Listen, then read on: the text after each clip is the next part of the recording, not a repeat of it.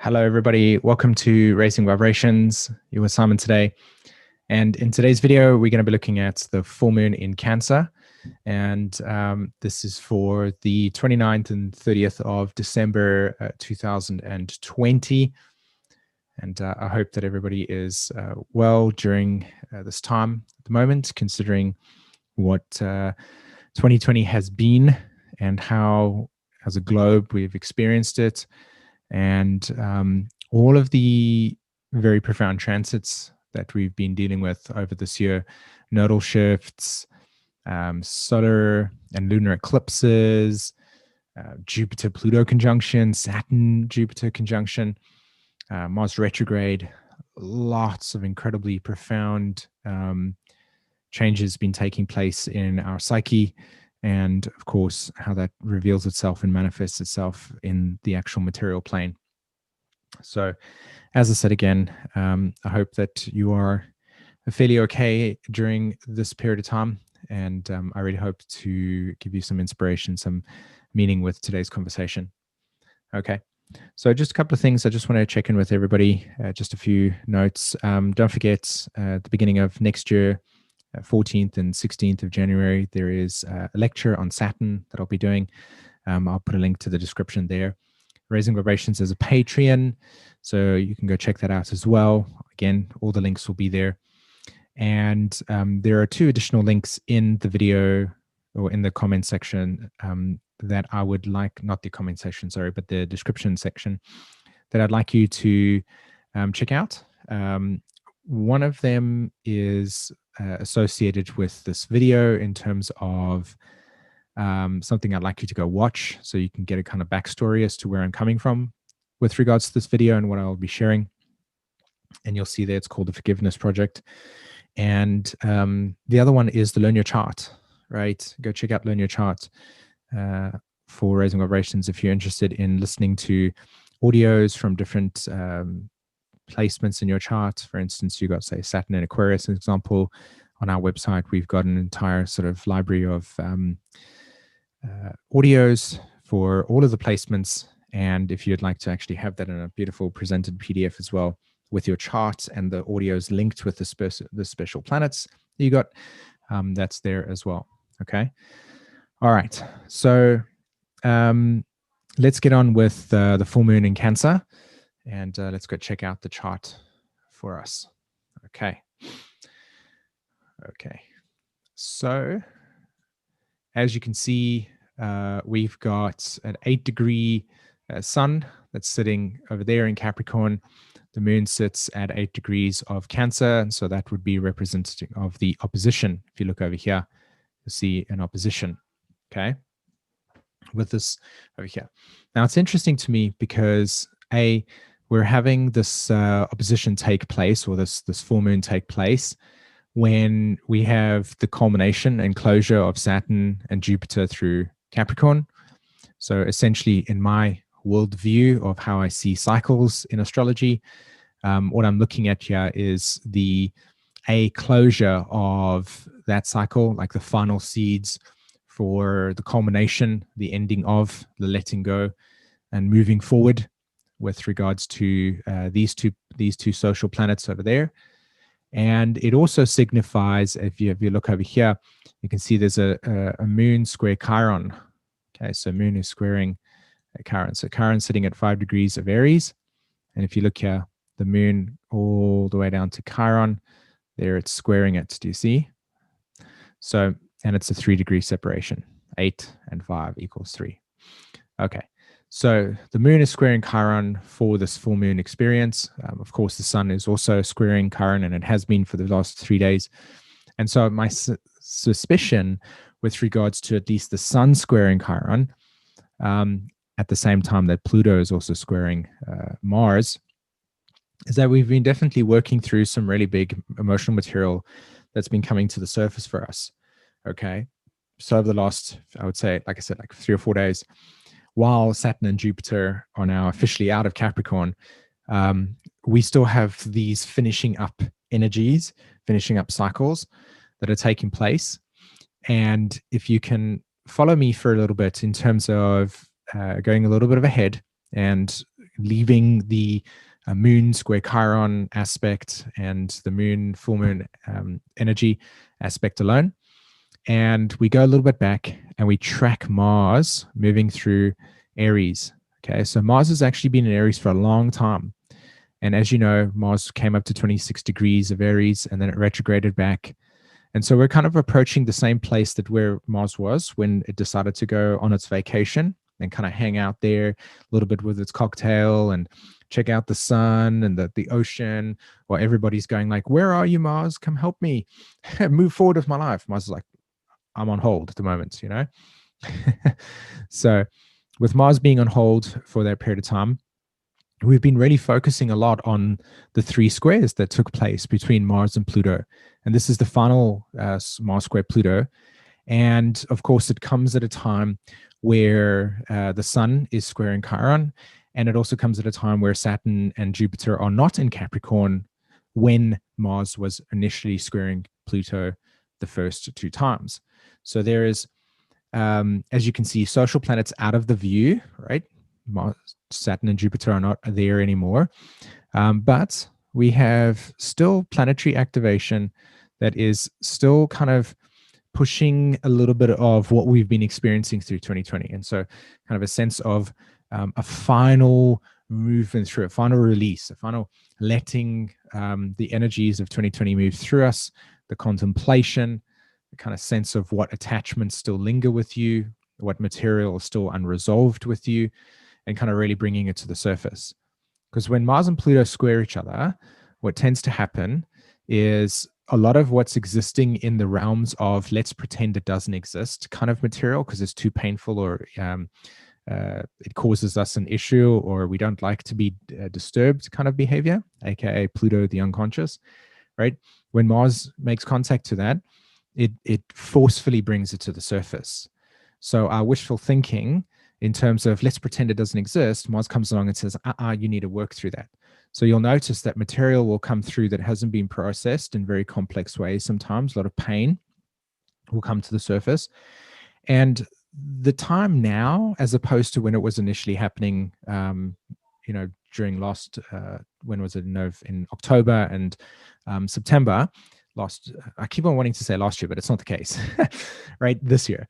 So when that energy was playing out, we're looking at it again, but this time around, we're looking at it from a place of the Saturn and Jupiter and Aquarius energy, which is, let's detach from this a bit. Let's really see that this no longer needs to be taken forward with us anymore. This is really what we don't want to move forward with anymore.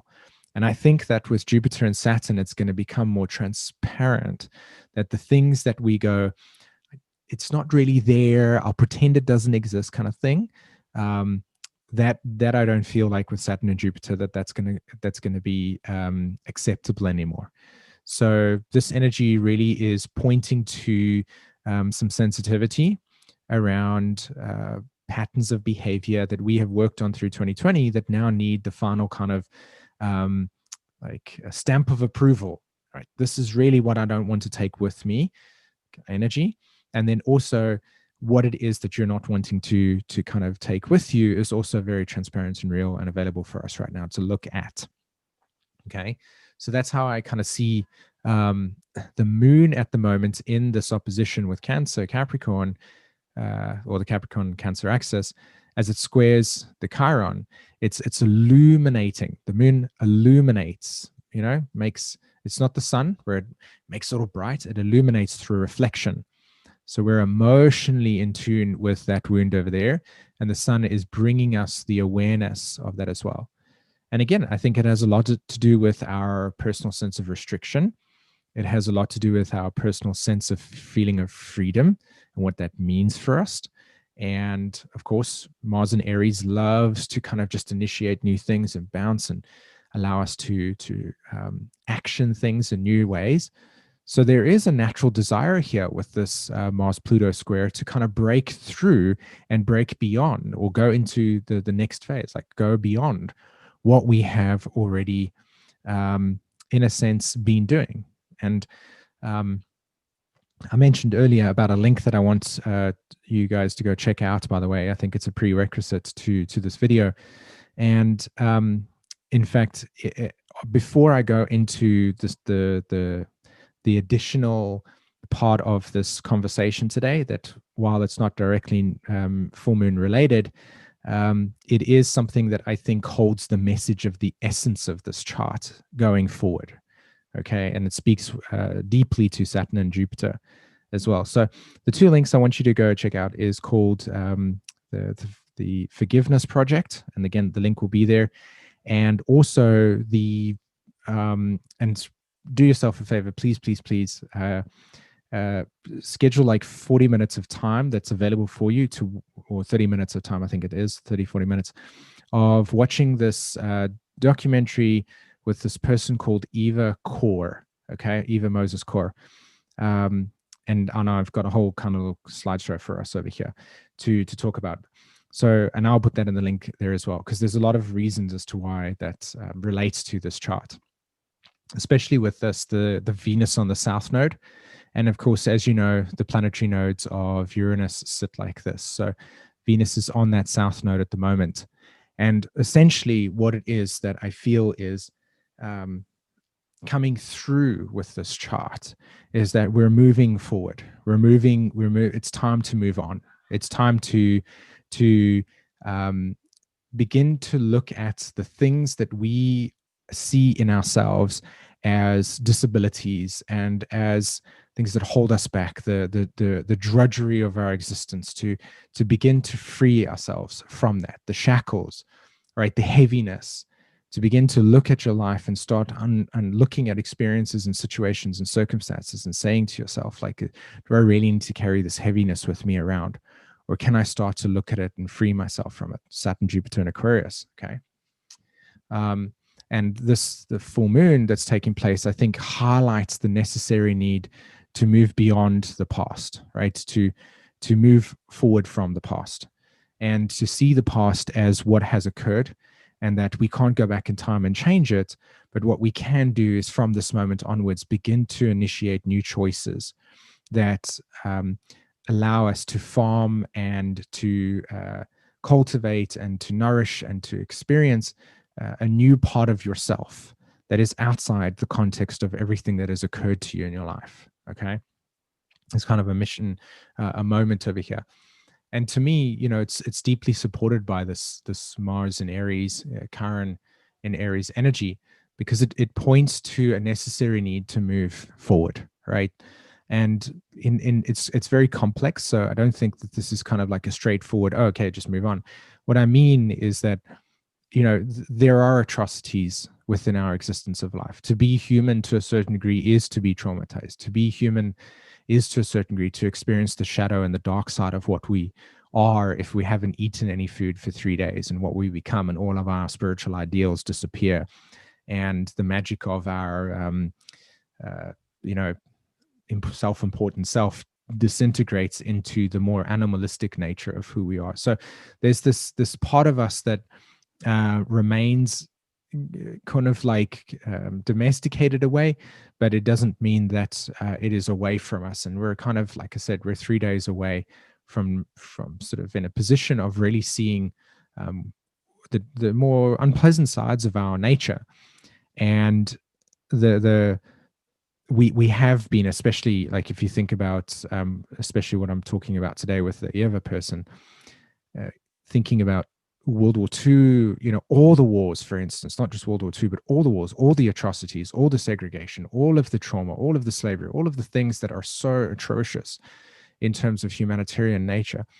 We need to move in a way that we transmute that energy from something that is essentially holding us down and deeply entrenched in negativity to something that we can move beyond. And so hopefully what I'm trying to say here with this energy, with this moon in Cancer, is to really come into contact with the fact that we have literally endured Pluto transit through Capricorn since 2008. We have seen, and we are seeing, and we are part of the entire collapse of a societal structural nature, the entire integrity of our Western world in that sense. And for most of the world is, you can see it. You can see that it's just completely melted into ashes, and we are living in a time right now where there is incredible uncertainty, there's incredible change, and there's incredible things that are happening in ways that, you know, really, really looks like it brings us closer to our heart. And I know this sounds a little bit weird, but let me try and unpack that.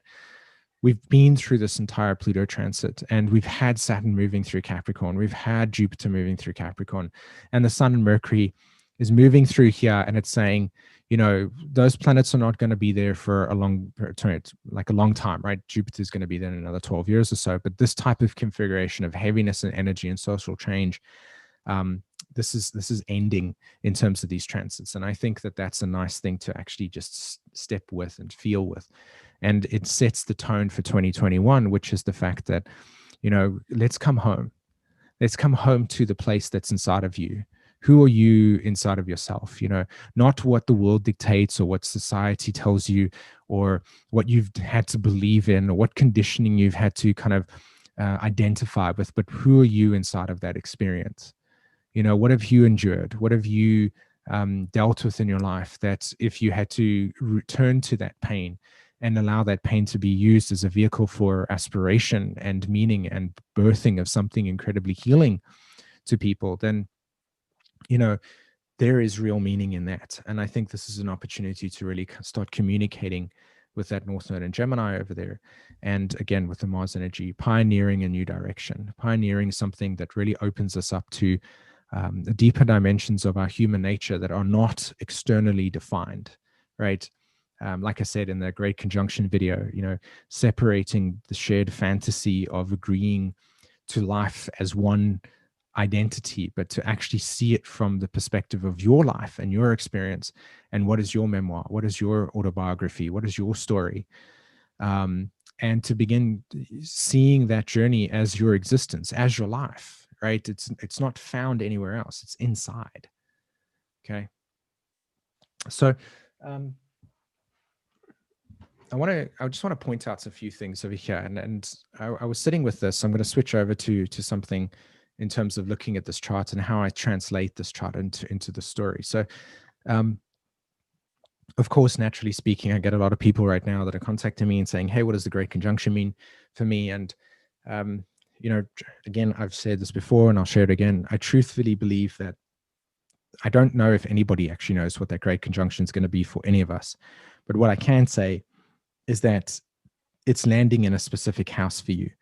And that house itself is something that it has to do with your karma, right? And so, and that's where we can answer that question. There's clearly something related to the karma that your soul carries with you, the emotional journey.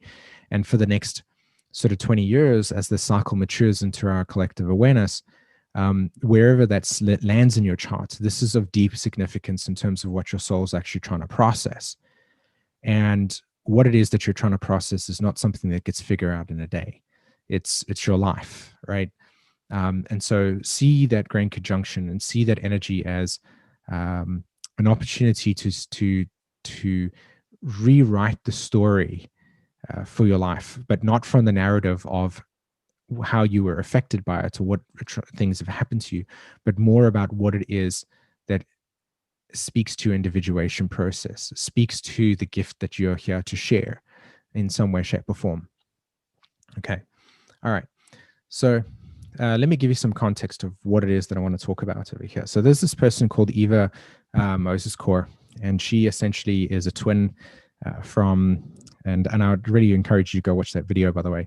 In fact, I'd actually pause this right now, go watch that and come back to this if you would really like to take in what I've got prepared here, and then how this ties in with the full moon in Cancer.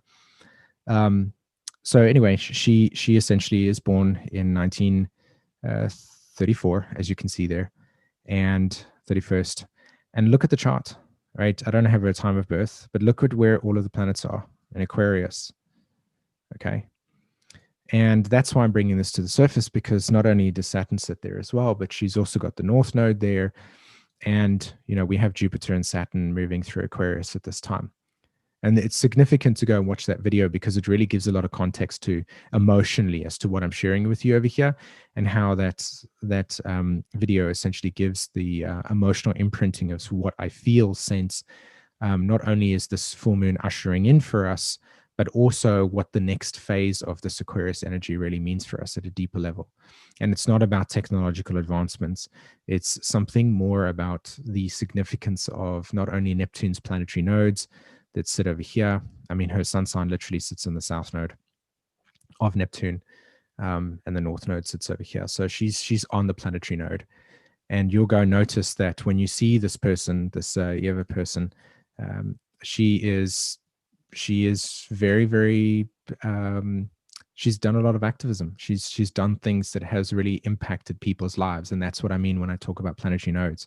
It's not just something that just happens in a modicum kind of way. It's something that it is globally experienced. It's part of our history, and the name will forever live in the collective unconscious. So anyway, so this is her chart. And I want you to check out some things here, right? South node, moon conjunction. Her Pluto sits at 23 degrees, okay? Now, you must know that the planetary node of Pluto is the north node sits over there. So the north node of Pluto sits here, right? Along with Saturn and Jupiter, 21 degrees. So she actually has a Pluto on the north node of Pluto. In other words, the actual collective evolution, she incarnates with Pluto on that node. And then, of course, you've got Uranus at 23 degrees, which is where Mars is at the moment. Mars is at 26, so it's been crossing this point.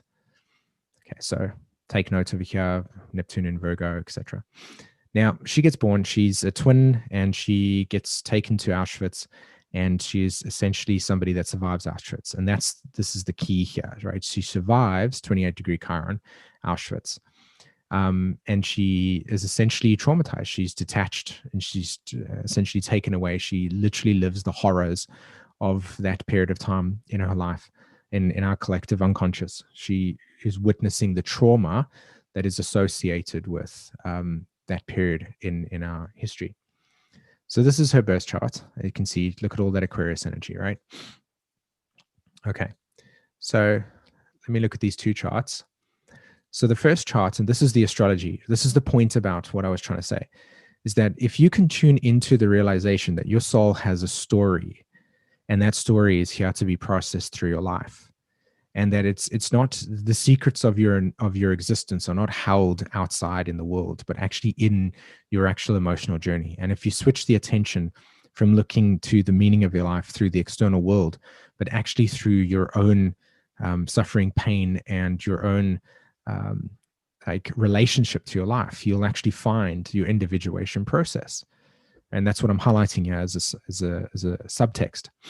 Okay, so the 20th of May, roughly, according to the information on the internet, it was said in May 1994, and there were 4 days when she was actually taken, and then when she actually arrives at Auschwitz. So on the 20th of May 1944, look at where the node is, the south node and the north node. Mars conjunct that north node, right? She gets taken away, right, from her mother. And she gets, essentially, she arrives at this prison camp that is Auschwitz, the most intense place. And Chiron's on her Neptune. She's got the south node on her moon, there's literally at the end degrees of Capricorn. And Mars is on that north node there, sitting at what's that, 29 degrees Cancer. Now, in evolutionary astrology, the moon rules the Cancer archetype. So the fact that Mars is on that north node and Jupiter's on her south node in the moon over there. Do you know how this person witnesses that moon on the south node oppose all of those planets? The reason why I put this chart here is because she actually witnesses her mother. The last thing that she sees in terms of her relationship to her mother is her mother screaming as her mother's arms are being pulled out, because she's being pulled away from her mother and being taken away. And she knows in some way that she is essentially losing her mother. Moon conjunct the south node in Leo. She literally witnesses her mother being pulled from herself, completely taken away, and that's it, right? Never to be seen ever again. This is how she experiences the entrance into what she calls the hell on earth, right? Mars conjunct the north node, the loss of the mother. The Jupiter on the south node brings that material through, and then that Chiron on that Neptune, a complete loss and surrender. There's the inconjunct, right?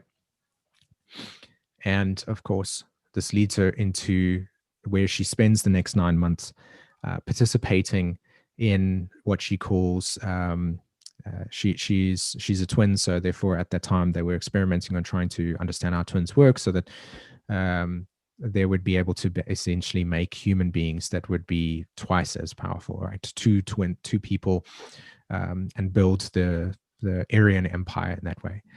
So the dark side or the shadow side of Aquarius is essentially scientific experimentation. So, and she is a product essentially of unethical scientific experimentation to essentially validate that the race can be elite, can be superior, right? And she's a twin, and twins were important at that time. So she gets taken away to this doctor, and she has these experiences for 9 months, right? Horrid conditions, and this person survives it. And on the 27th of January 1945, she gets essentially liberated, right? That's when she gets rescued. She gets relieved. Look where the sun is, right? The sun is sitting at 6 degrees Aquarius. She's just about to have her birthday. Like, what's it? 4 days before her birthday. And the sun conjuncts Uranus there. A sun conjuncts that. And she gets liberated from this hell place. Look where Mars is, right? It was on the north node. And then when she gets liberated, it's on the south node, right? Absolutely nuts. And Pluto is approaching the moon. Okay.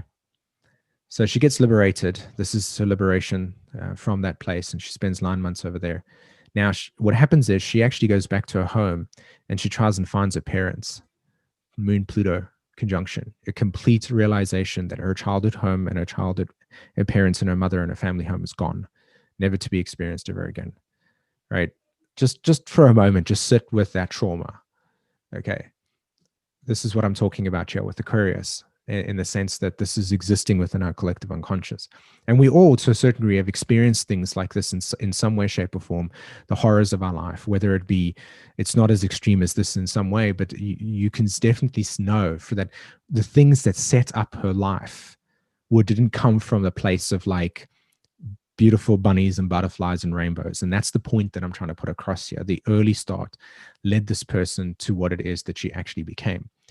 And I just want to show you between, this is now 2020 and 1985. I mean, I'm putting this out here, and I highly, if you guys are interested in looking at transits of when these things happen, this is essentially like list of events in our life. Look at all of the things that this person has been essentially awarded for, right? So Community Global Engagement Award, right? Honorary Doctor of Public Service, Distinguished Who's Who Award, Ambassador of Goodwill, Forgiveness Hero Award. This is what I'm trying to say here, peeps, is that born out of this person's trauma is the existence of something that has changed people's lives in the degree that cannot be understood. And at the end of that film, you will understand why and what this is really about in terms of this Aquarius energy and this new moon, this full moon. So hopefully if you're watching this and you go and watch a video, come back to this video and then watch this again and really see what it is that I'm tuning into and what I'm sharing here, and that we all have this capacity to step into something that is deeply buried within us and transmute the pain into something that provides awareness and to like show us where our wounds are, to show us where the atrocities of life happen, to bring things into the awareness, and for it to be an Aquarius act of humanity. Because look at this. This is just there, right? What this person has essentially done. And you'll see she took it upon herself to do something that took her pain and her trauma. She processed it. And that was the point, right? She processed the anger, she processed the rage, she processed the things in her life. And then this is what matured out of it. And that is pure individuation. That's all of that North Node in Aquarius, right? So in a sense, her South Node in Leo was looking for a meaning and purpose in her life through the trauma of the loss of the mother. As you'll see in the video, she talks about that as being the thing that means something to her. And so that's the point, right? The South Node Moon Leo is the origin of the trauma, and yet the Aquarius energy brings her into this where it's make a difference, right? She brings awareness to things. Okay. So let me move on to this chart over here. So this is a chart on the 15th of August, 2018. Now, it's not exact 15th of August. It just says August. So we don't need to look at like Mercury and stuff, but it's called the Forgiveness Hero Award. And you'll know from hers that she essentially advocated for forgiveness. In other words, she found that forgiveness towards this person that had done these atrocious things to her, it's called Dr. Mengele, she transmuted her pain.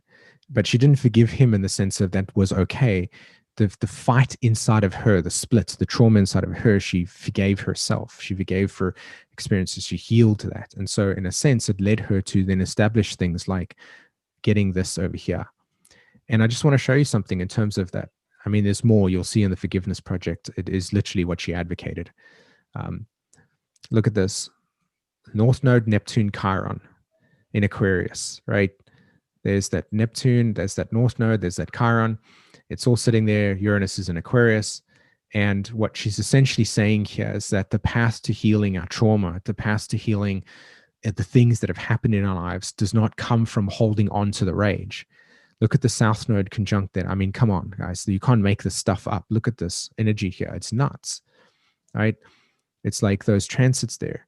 Look at her Neptune that sits in Virgo, that quincunxes the North Node. It's like through that moment in which she lost her parents and was subjugated to intense messed upness, it actually triggered an entire experience in which she is a vehicle for activism around healing people's trauma related to these experiences, but not blaming.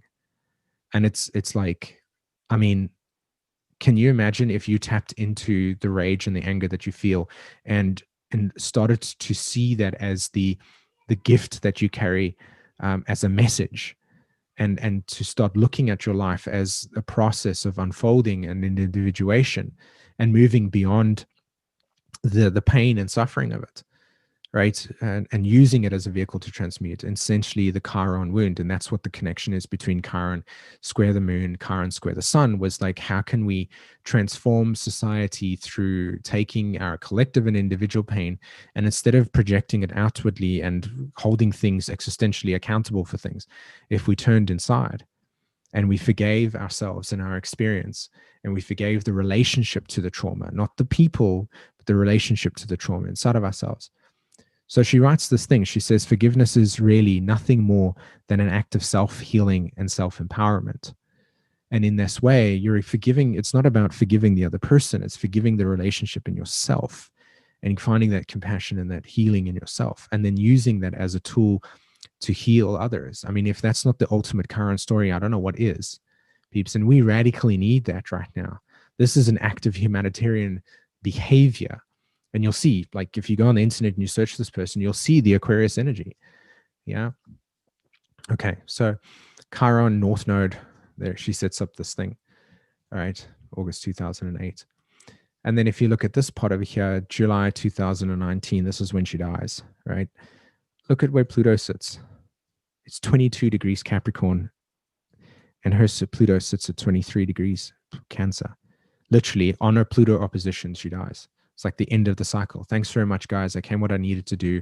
I showed you the way forward. This is what you need to do to heal our fractured, broken society, our distrust for each other, our distortions for each other, our collective wounding, complex PTSD around narcissism and all of these things. And she advocates it. And look where all of this energy is. It's all here in the planetary nodes of Jupiter, Saturn, and Pluto. And for any evolutionary astrologers watching this, or any person that understands anything about planetary nodes, you'll know that this material is here for the collective. That's what this is about. I mean, look at it. She does literally as Jupiter and Saturn culminate in the South Node. It's like, thanks very much, guys. I'm now leaving you with the blueprints of the future. Now go and take with what I've shared with you, as in what her message was, and find it in yourself. So what is the gold? What is the diamond? What is the thing that's in you? And it's the Leo archetype. She literally experienced the past, transformed her trauma, right? And then came out and self-actualized and showed us that the way to this process is back to the heart. The coming back to the heart is rooted in the idea of self-empowerment, self-healing through forgiveness of the past, not of the people's actions, but of your anger towards that. Let that pain become the vehicle that leads you to the thing that becomes your message. Do you understand what I mean? the feminine is the pain. Go into your pain to see it, but not become attached to it. I know this is very vague, and don't take me literally in the sense of go to your pain and sit with it. You understand what I mean, right? She's an activist for that. And so I want my time on this earth to count for something. I believe with every fiber of my being that every human being has the right to live without pain of the past. If that's not Saturn Aquarius, deconditioning ourselves from the past, removing on from that and changing our time, changing our lives, and essentially culminating this entire story. To me, this is the full moon in Cancer. So I really hope that this inspires you, it captivates you in some way. And I sincerely hope that this brings you in a place that really touches you deeply. So if that's the case, if you feel that this was really cool to listen to, or if you found something, and please share it in the comments. Don't forget to check out the links I've pasted in the description below. All right, everybody, take care. Bye-bye.